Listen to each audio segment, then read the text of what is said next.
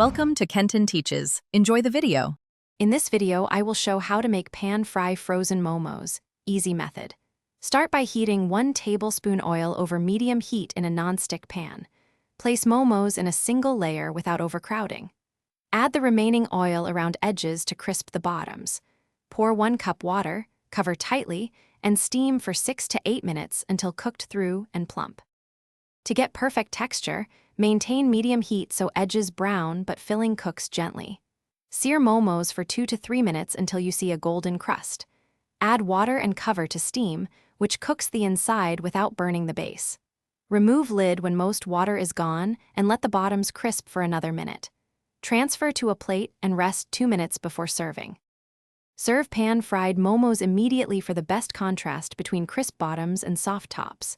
Offer soy sauce, chili oil, or vinegar-based dips so guests can customize spice and tang. Fresh scallions or cilantro add brightness and color on top.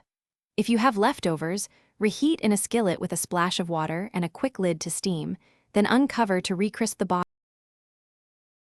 Thanks for watching. Please subscribe if this video was helpful.